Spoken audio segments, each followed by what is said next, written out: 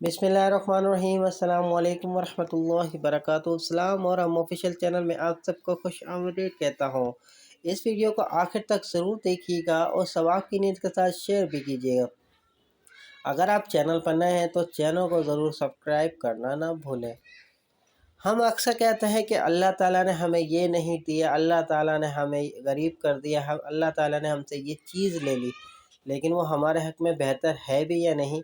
आइए इस वीडियो में जानते हैं। अल्लाह का हर फैसला हमारे हक़ में बेहतर है, जो अल्लाह फैसला करे। कभी अल्लाह हमें बीमार कर देता है ताकि हम अपने वजूद की देखभाल शुरू कर दें, यानी अपने जिस्म की देखभाल करना शुरू कर दें। कभी अल्लाह हमें दुख और तकलीफ़ देता है ताकि हम मजबूत हो जाएं, ताकि आने वाली बीमारियों से हम लड़ सकें। कभी अल्लाह हमें नाकाम कर देता है ताकि हम आजिज़ी पैदा हों और हम मुतकब्बिर ना बने। कभी अल्लाह हमें गरीब कर देता है ताकि हम गरीब का दुख दर्द समझ सकें।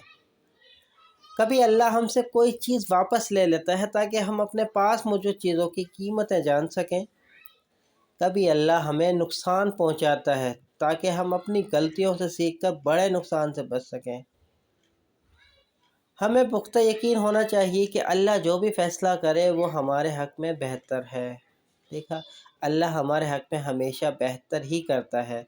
उम्मीद करता हूँ ये वीडियो आपको पसंद आई होगी। अगर वीडियो पसंद आए तो लाइक कर दीजिए, कमेंट सेक्शन में कीमती राय ज़रूर दीजिएगा।